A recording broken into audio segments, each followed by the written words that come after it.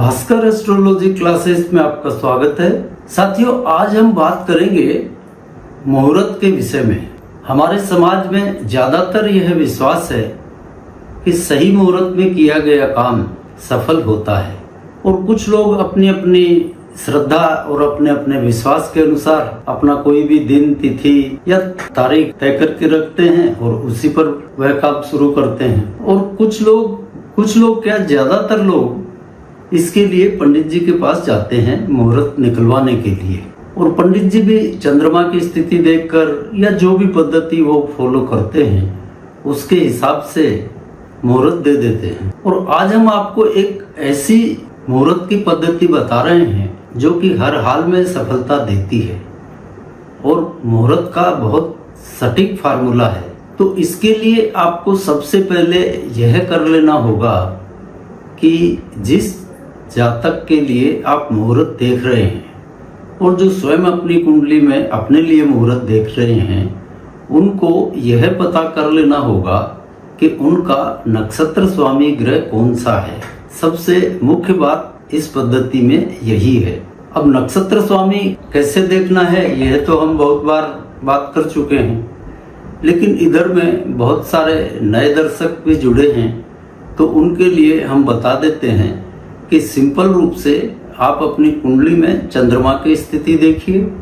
चंद्रमा जिस नक्षत्र में बैठा है उस नक्षत्र का स्वामी ग्रह ही आपका नक्षत्र स्वामी होता है।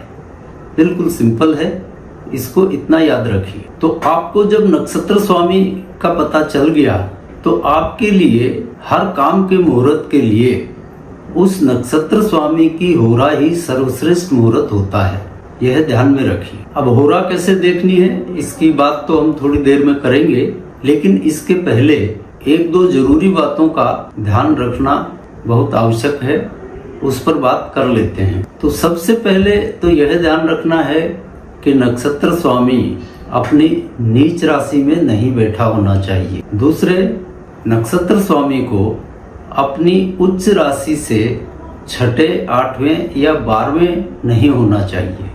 यह मुख्य ध्यान में रखने की बातें हैं। और यदि आपकी कुंडली में नक्षत्र स्वामी नीच का है या अपनी उच्च राशि से छठे, आठवें या 12वें बैठा है तो आप उसको छोड़ दीजिए। फिर क्या करना है उसकी भी बात करते हैं। अब मान लेते हैं कि किसी का नक्षत्र स्वामी नीच राशि में बैठा है या अपनी उच्च राशि से छठे, आठवें या 12वें भाव में बैठा है, तो ऐसी स्थिति में वह जातक मुहूर्त के लिए क्या करे। तो जिन भी जातकों की कुंडली में इस तरह की स्थिति है उनके लिए नक्षत्र स्वामी की उच्च राशि की स्वामी की होरा सर्वश्रेष्ठ मुहूर्त होगा, यह ध्यान रखिए।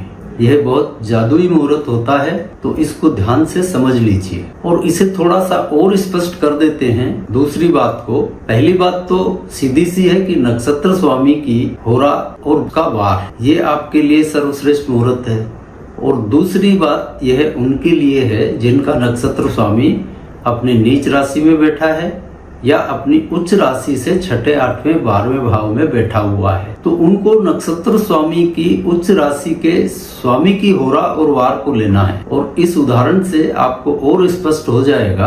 अब मान लेते हैं कि किसी जातक का जन्म पुनर्वसु, विशाखा या पूर्वाभाद्रा नक्षत्र में हुआ है, तो यहाँ पर नक्षत्र स्वामी होगा गुरु। और मान लेते हैं कि यह गुरु कुंडली में अपनी नीच राशि मकर में बैठा हुआ है, तो यह नीच का हो जाएगा। या मान लीजिए यह गुरु धनु राशि में बैठा हुआ है। अब कहने को तो अपने स्वयं के भाव में बैठा है, बहुत बली है, लेकिन ये अपनी उच्च राशि से छठा हो जाएगा, तो यह मुहूर्त के लिए काम का नहीं है, तो इसे भी छोड़ देना है। कुंभ राशि में बैठा होगा तो 8वां हो जाएगा, तो इसे भी छोड़ देना है। और कहीं मिथुन राशि में बैठा होगा तो यह 12वां हो जाएगा अपनी उच्च राशि से, तो इसे भी छोड़ देना है। यानी यहाँ पर नक्षत्र स्वामी नीच का हो गया तो भी, छठा हो गया तो भी, 8वां हो गया तो भी, और 12वां हो गया तो भी, ये मुहूर्त के लिए किसी काम का नहीं है। तो इसकी जगह अब करना क्या है। बहुत लोगों में ऐसी स्थिति होगी कि नक्षत्र स्वामी नीच का हो या छठे, आठवें, 12वें,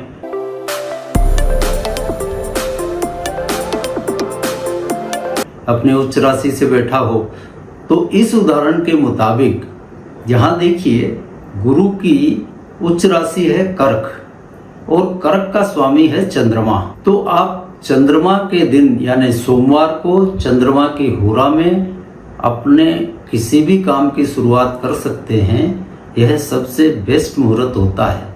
कहीं पंचांग में जाने की या इधर उधर देखने की जरूरत नहीं है।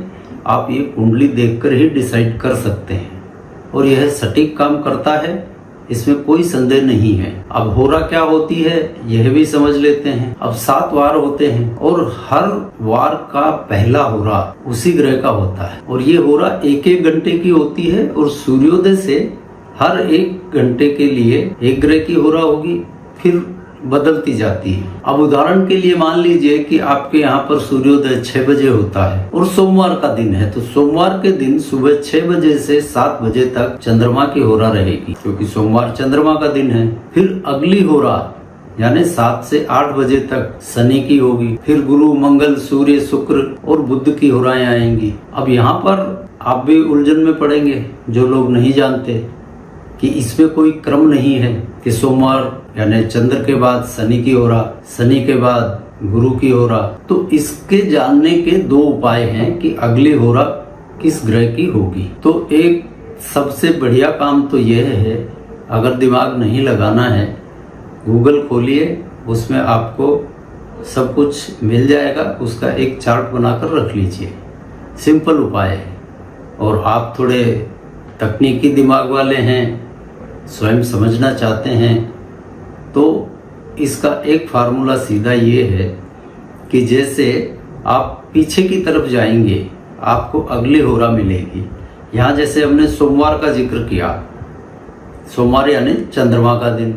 अब चंद्रमा के बाद पीछे का रविवार छोड़ दीजिए, शनिवार, तो अगली होरा होगी शनि की। फिर शनि से पीछे आप शुक्र को छोड़ दीजिए, तो अगली होरा होगी गुरु की। फिर गुरु से आप पीछे जाएंगे तो बुध को छोड़ दीजिए, फिर मंगल की होरा रहेगी। इस तरह से आप या तो तकनीकी रूप से अपने दिमाग में फिट कर लीजिए या एक चार्ट बनाकर रख लीजिए। तो ये होरा देखना कोई बहुत बड़ा काम नहीं है, इसको साधारण रूप से ही लें और एक बार प्रैक्टिस हो गई तो फिर कोई दिक्कत नहीं पड़ने वाली है। बहुत सिंपल है और मुहूर्त के लिए यह फार्मूला अचूक है।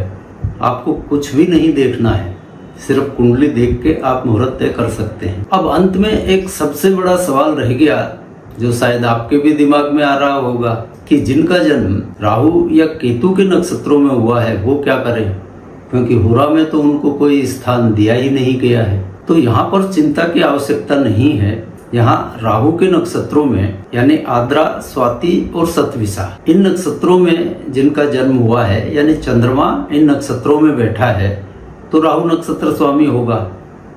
तो इन लोगों को क्या करना है कि राहु की उच्च राशि कुंभ के स्वामी शनि की होरा लेनी है, सिंपल उपाय। और जिनका जन्म केतु के नक्षत्रों में हुआ है यानी अश्विनी, मघा और मूल, इन नक्षत्रों में जिन जातकों का जन्म हुआ है, इनको केतु की उच्च राशि सिंह और उसका स्वामी हो गया सूर्य, तो उनको सूर्य की होरा और सूर्य का दिन लेना है। बहुत सिंपल है। कुल मिलाकर यह है कि राहु के नक्षत्र वाले जातकों के लिए शनिवार का दिन शनि की होरा लेनी है और केतु के नक्षत्रों में जन्मे जातकों के लिए रविवार और सूर्य की होरा लेनी है। और इस पद्धति को आप अपना लेंगे तो किसी भी पंचांग इत्यादि की आवश्यकता नहीं रहेगी और आप परफेक्ट रूप से मुहूर्त दे पाएंगे और यह मुहूर्त बहुत सटीक काम करता है। आशा है यह चैप्टर आपको उपयोगी लगा होगा और इसी के साथ आज के चैप्टर को विराम देते हैं और अगले चैप्टर में मिलते हैं किसी नए विषय के साथ। तब तक के लिए जय जय सिया राम।